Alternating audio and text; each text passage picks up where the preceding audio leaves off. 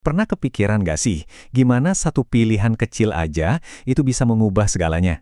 Nah, kali ini kita bakal bedah sebuah cerita kuno yang luar biasa banget tentang hal itu.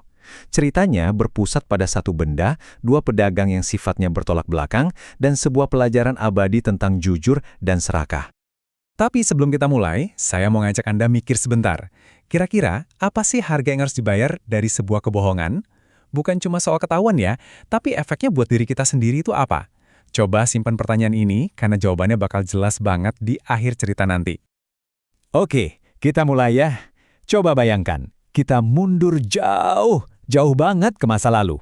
Di Kerajaan Sri ada dua pedagang tembikar yang lagi siap-siap masuk ke kota Andapura. Tujuannya sama, yaitu jualan. Nah, disinilah ceritanya jadi menarik. Pedagang pertama itu namanya Serifan, orangnya tamak. Pedagang kedua, namanya sama, tapi dia ini seorang bodhisatta. Seseorang yang ada di jalan pencerahan yang kelak akan menjadi Buddha. Jadi, kita punya dua orang dengan profesi yang sama, tapi hati dan niatnya beda banget. Ini ibarat pertarungan antara keserakahan dan kebajikan. Mereka bikin kesepakatan yang adil. Kotanya dibagi dua, masing-masing ambil satu sisi. Simpel kan? Tapi justru keputusan inilah yang jadi titik awal dari dua takdir yang bakal sangat-sangat berbeda. Oke, kita tinggalin dulu pedagangnya sebentar. Kita coba masuk ke salah satu sudut kota itu. Di sebuah rumah yang sederhana, ternyata ada sesuatu yang luar biasa tersembunyi. Sesuatu yang bakal menguji karakter kedua pedagang kita. Di rumah ini tinggal seorang nenek dan cucunya. Dulu mereka ini keluarga saudagar kaya raya, tapi sekarang hidupnya susah. Tanpa mereka sadari, di antara barang-barang rongsokan mereka tersimpan satu peninggalan terakhir dari kekayaan masa lalu mereka. Benda itu adalah sebuah mangkuk emas. Eits, tapi jangan bayangin mangkuk yang berkilauan ya. Mangkuk ini udah kotor banget, penuh debu dan tergeletak gitu aja. Buat si nenek dan cucunya, nilainya ya nggak lebih dari panci tua yang udah nggak kepake. Ini jadi bikin kita mikir ya, apa sih nilai sebenarnya dari sesuatu? Apakah nilainya ada di bendanya atau di mata orang yang melihatnya? Sebentar lagi kita akan lihat gimana dua pasang mata yang berbeda ngasih nilai yang super kontras ke mangkuk yang sama. Dan bener aja, pedagang pertama, si Serifan yang tamak, tiba di depan pintu mereka. Inilah momen ujian pertama. Coba kita lihat gimana dia menghadapinya. Si cucu dengan polosnya mau nuker mangkuk tua itu dengan perhiasan mainan. Pas si pedagang tamak lihat, dia langsung curiga. Cuma dengan satu goresan jarum kecil di bagian bawahnya, dia langsung tahu. Ini bukan tembikar biasa, ini emas murni. Jantungnya pasti langsung berdebar kencang lihat emas itu. Tapi, apa yang keluar dari mulutnya? Bohong. Dia bilang mangkuk itu nggak ada harganya sama sekali. Tujuannya cuma satu, nipu mereka dan dapat harta karun ini gratis. Dengan sombongnya, dia lempar mangkuk itu ke lantai terus pergi. Lihat deh, strateginya licik banget.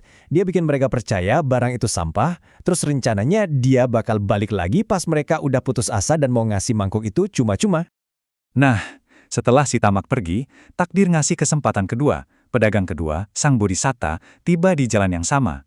Ujian yang sama, kesempatan yang sama. Kira-kira hasilnya bakal beda nggak ya? Dan sekali lagi, si nenek menawarkan mangkuk yang sama. Harapan mereka sih kecil ya, tapi mereka coba peruntungan dengan pedagang yang kelihatannya lebih baik hati ini. Dan disinilah kita lihat perbedaan yang wow luar biasa. Bodhisatta juga tahu itu mas, tapi bukannya menipu, dia justru ngomong jujur. Ibu, mangkuk ini sangat berharga, nilainya 100.000 keping. Saya nggak punya uang sebanyak itu. Bayangin sejujur itu. Perbedaannya kelihatan jelas banget kan? Yang satu lihat kesempatan buat nipu, satunya lagi lihat nilai sejati dan milih buat jujur, walaupun itu artinya dia harus ngasih semua miliknya. Dua jalan, dua pilihan, lahir dari karakter yang beda total. Dan seperti yang bisa kita duga, dua pilihan ini mengarah ke dua nasib yang sangat berbeda. Yuk kita lihat akhir cerita untuk masing-masing pedagang. Si nenek terkesan banget sama kejujurannya. Dia bersikeras agar bodhisatta mau ambil mangkuk itu. Sebagai gantinya, bodhisatta ngasih semua yang dia punya, 500 keping uang dan seluruh barang dagangannya. Dia cuma sisain 8 keping buat ongkos perahu pulang, dan langsung pergi. Tentu aja, gak lama kemudian, si pedagang tamak balik lagi, mungkin dengan senyum licik di wajahnya, siap ngambil mangkuk emas itu. Tapi, dia telat. Si nenek dengan tegas bilang, seorang pedagang jujur sudah membelinya dengan harga yang pantas. Di momen itulah, dunianya hancur. Penyesalan yang luar biasa menghantamnya. Dia bukan cuma kehilangan harta, tapi dia kehilangan kesempatan itu karena keserakahannya sendiri. Amarah dan sesal itu begitu besar sampai membakar dirinya dari dalam. Pikirannya jadi kacau balau. Saking marahnya, dia lari ke tepi sungai, ngeliat perahu Bodhisatta menjauh. Dia teriak-teriak, tapi ya percuma. Saat melihat perahu itu hilang, hatinya benar-benar hancur. Kebencian dan penyesalan atas kebodohannya sendiri begitu kuat sampai dia mati di tempat itu juga. Jadi apa pelajarannya dari semua ini? Kisah-kisah Jataka seperti ini selalu punya pesan yang dalam. Mari kita lihat inti dengan ajaran Sang Buddha di balik cerita ini. Intinya sederhana, tapi kuat banget. Sang Buddha menceritakan ini sebagai pengingat. Kalau kita melenceng dari jalan kejujuran, nasib kita bakal sama kayak Serifan yang tamak. Kita bakal terus-terusan nyeselin apa yang hilang. Bukan karena nasib buruk, tapi ya karena kebodohan dan keserakahan kita sendiri. Dan ini membawa kita kembali ke pertanyaan di awal tadi. Apa harga sesungguhnya dari sebuah kebohongan? Jawabannya jelas, keuntungan sesaat dari serakah bisa berujung pada penyesalan selamanya. Pertanyaan terakhir dari saya, di mana kita melihat mangkuk emas dalam hidup kita? Kesempatan untuk berbuat jujur yang kalau kita lewatkan karena serakah, bakal kita sesali selamanya.